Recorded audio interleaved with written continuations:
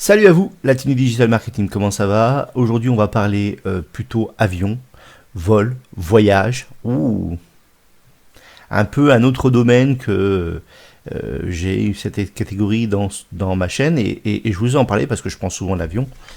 Et souvent, je vois beaucoup de personnes dans les aéroports et je me marre. Et vous allez comprendre pourquoi après l'intro.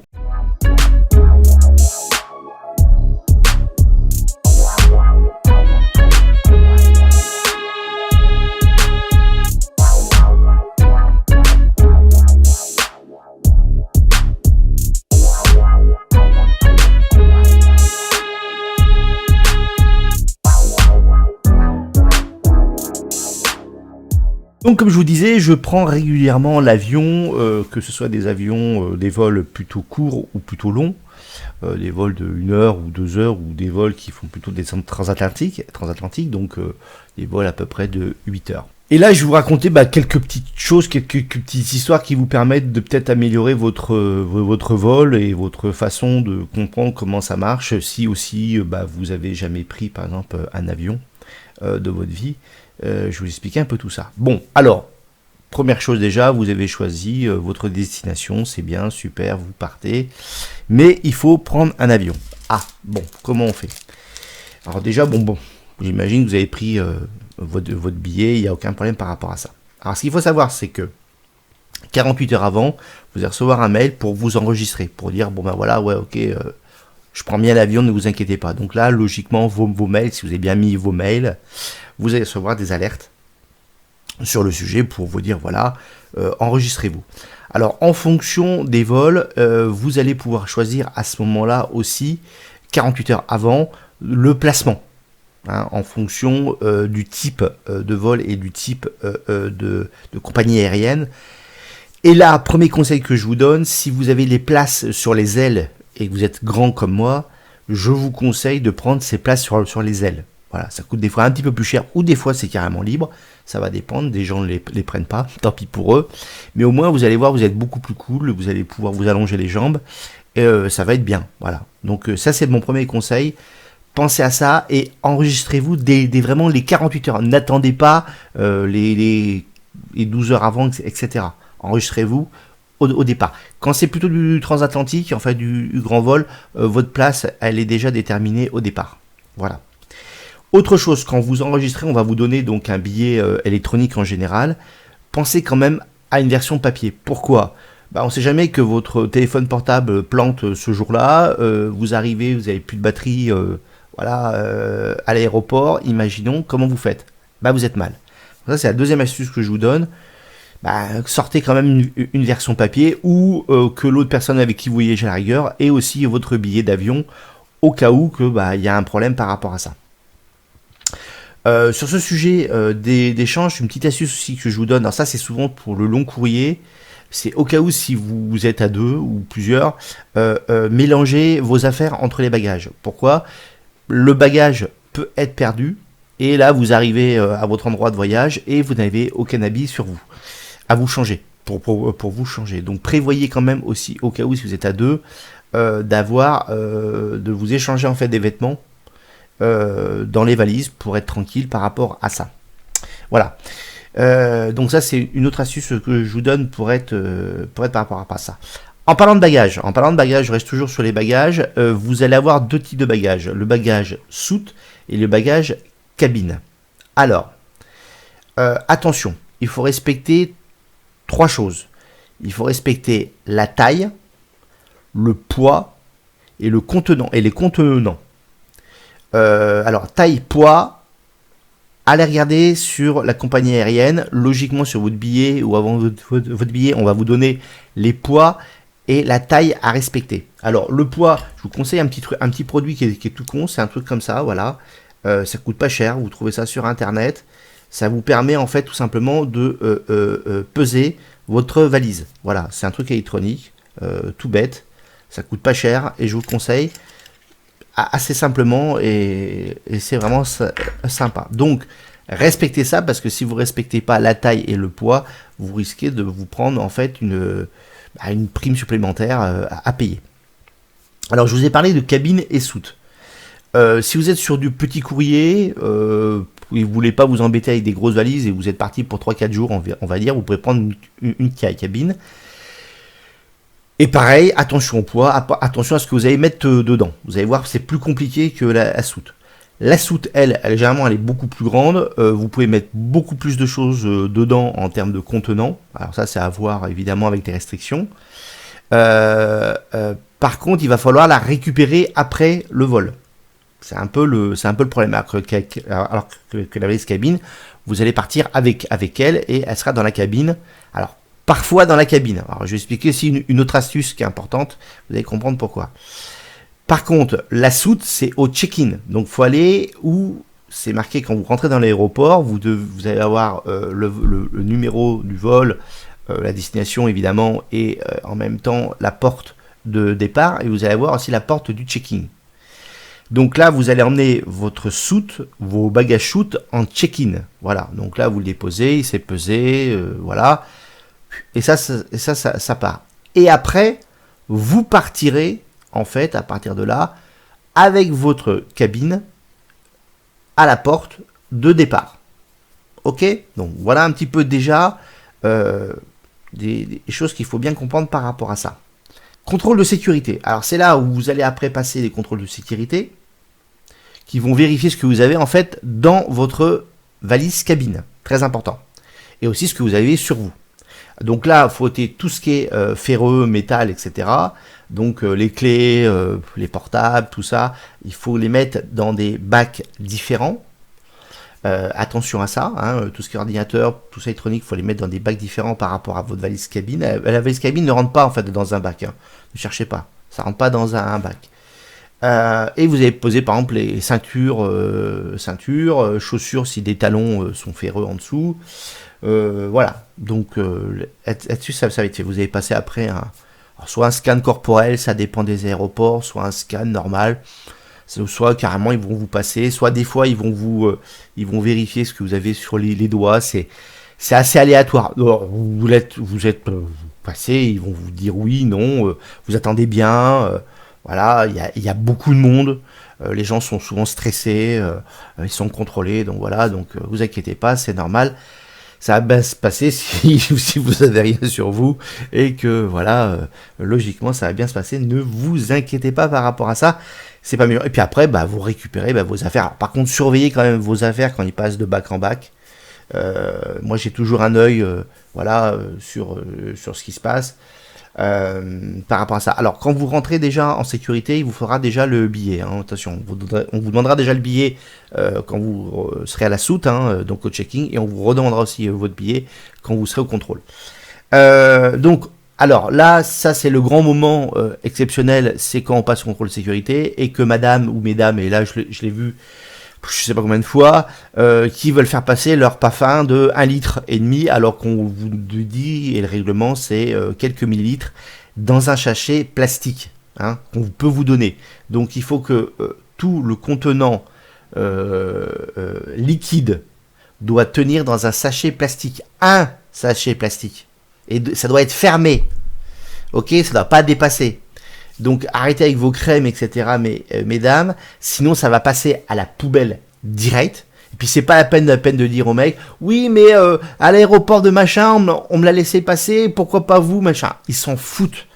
En fait c'est pas vrai, vous racontez n'importe quoi. Donc votre litre de parfum va passer à la benne. Il a coûté 200-300 euros, ils en ont rien à foutre. Voilà.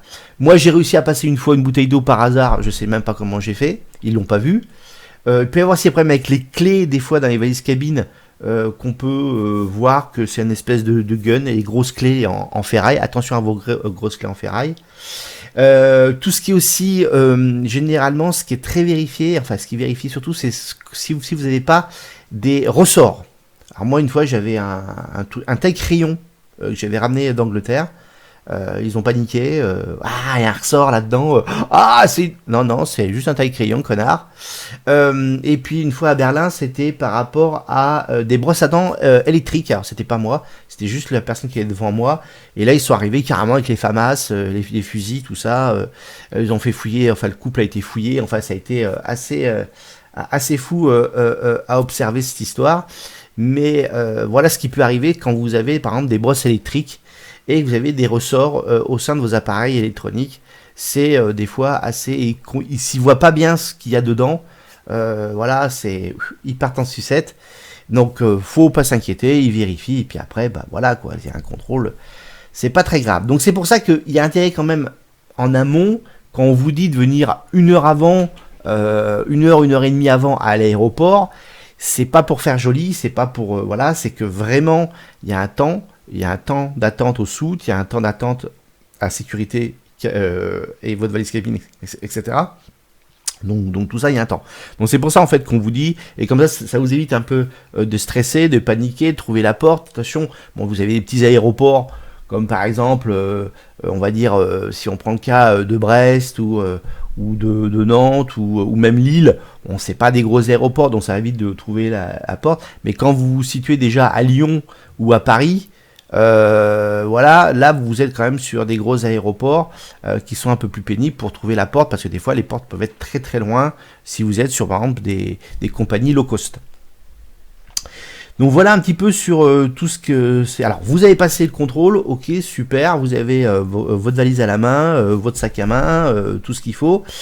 Et puis là, bah, vous allez, et je vous conseille, c'est le quatrième un peu point que je vais vous donner, c'est d'entrer en premier en embarquement. Alors bon, parfois, il y a ce qu'on appelle des gens qui vont passer en premier parce qu'ils ont payé pour rentrer en premier. Donc attention de bien écouter les premiers qui vont passer. Souvent, bon, soit c'est de la business ou affaires, et puis sur les low cost, ça va être des fois des trucs un peu premium. Voilà. Et vous mettez juste derrière eux, hein, tout de suite, tac, vous les collez, ne vous dites pas, oh, on a le temps qui passe, machin, etc. Pourquoi ? Parce qu'en fait, ce qui va se passer, c'est que quand vous allez arriver avec votre valise cabine, bah en fait, tout simplement, il n'y aura plus de place. Et oui.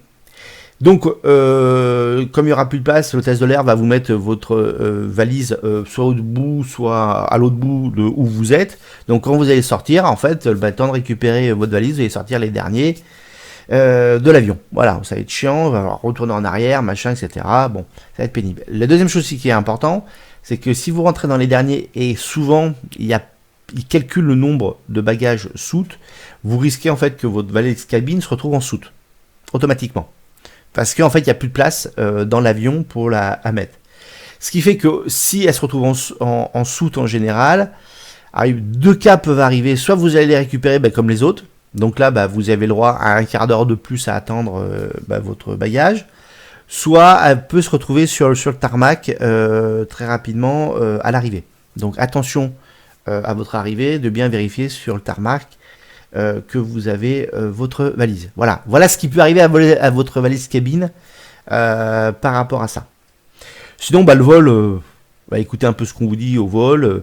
Les plus impressionnants pour ceux qui n'ont jamais pris l'avion, c'est surtout le décollage et l'atterrissage.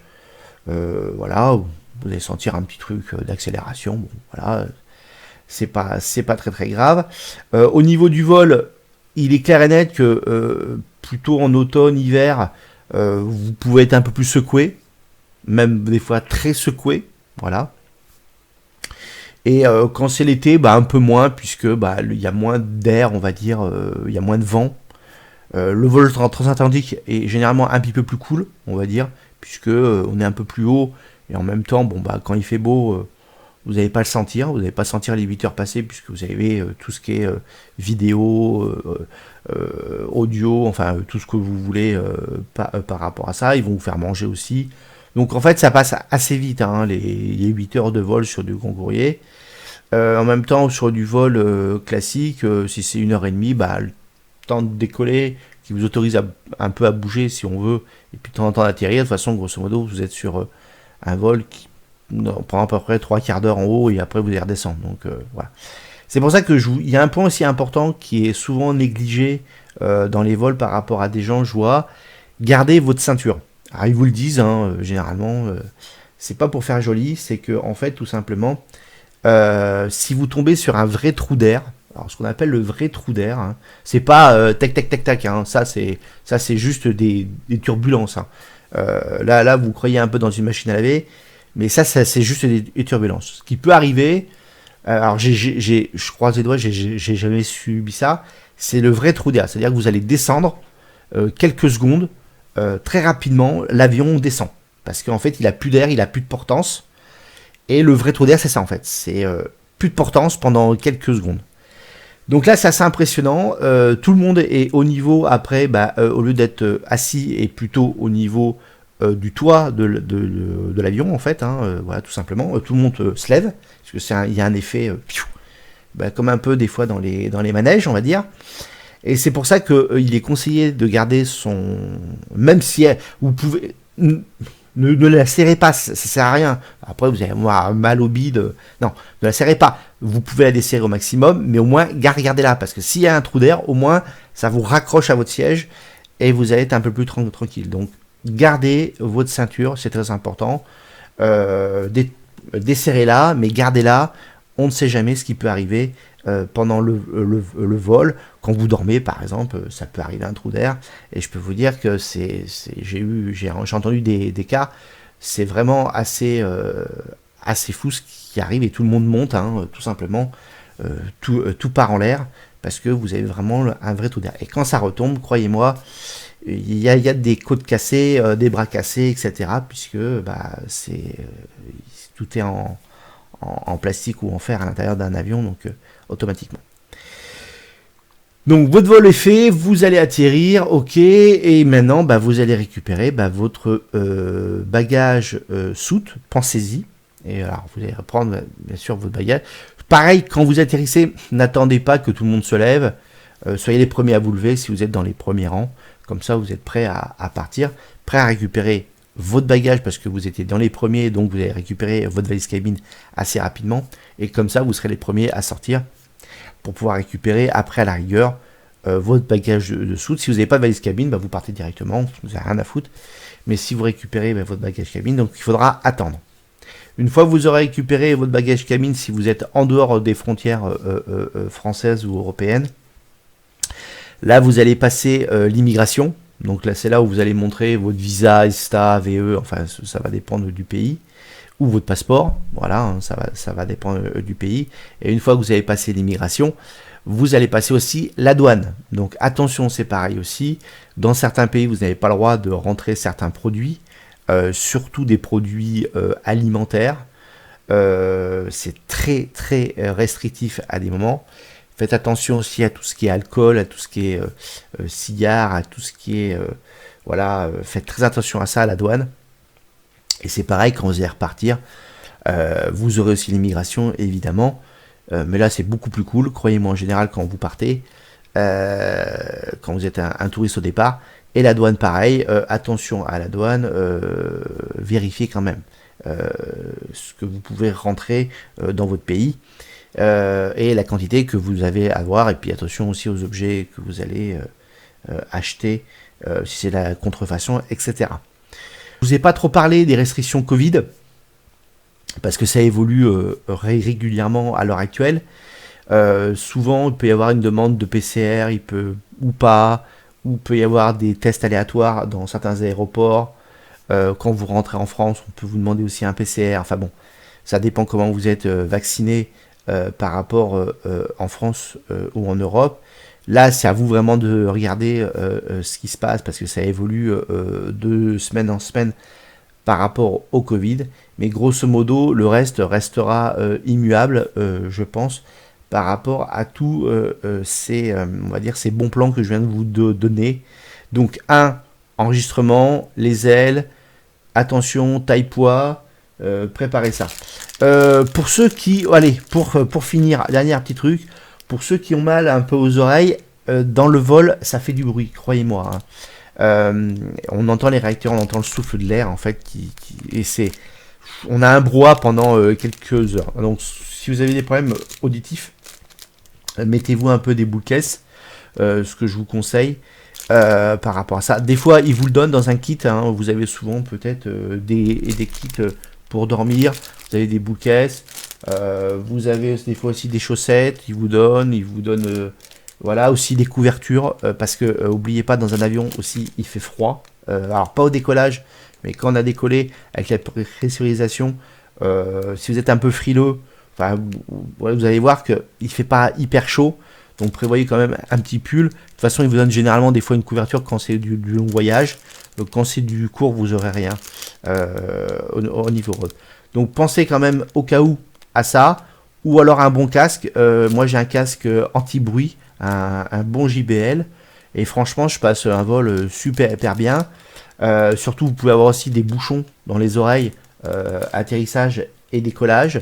Donc c'est un peu dommage quand vous arrivez dans un pays et que bah, vous avez mal aux oreilles pendant 2 jours parce que vous avez un bouchon qui est survenu. Pensez des fois aussi, alors c'est tout bête, il vous donne aussi des bonbons à sucer, c'est pas pour faire joli, c'est pour éviter pareil les bouchons dans les oreilles. Donc si vous avez ça, bah, prenez des petits bonbons à sucer, je dis bien, comme ça vous faites la déglutition et ça vous évite d'avoir. Mais si vous avez déjà un bon casque, alors pas les casques machin là, mais vraiment les bons casques qui vous tiennent aux oreilles, si vous avez des problèmes un peu auditifs et vous aimez pas ça, eh bien prenez un casque avec un bonbon, vous allez voir, bah, quand vous aurez atterri, bah, vous aurez pas mal aux oreilles et ça sera bien. Alors c'est pas tout le monde évidemment qui a ce problème là, mais c'est un conseil que je vous donne. Si vous les donnez, c'est pas pour rien. Hein. Les bonbons, c'est pas pour faire joli. Ah, vous avez été bien, hein, vous êtes bien comporté. Tiens, allez, tu as le droit à un bonbon pour atterrir. Non, ça marche pas comme ça. C'est fait exprès, voilà, pour vous passer un bon vol. Eh bien, écoutez, si vous avez des questions sur les vols, sur les avions, sur les billets d'avion, etc., n'hésitez pas à commenter tout ça. Et puis, bah, écoutez, likez, partagez, faites ce que vous voulez sur la chaîne. Et comme vous avez pu le voir, j'ai fait des vidéos sur les voyages. Et allez voir aussi ces vidéos. Merci, à une prochaine vidéo. Ciao, bye bye.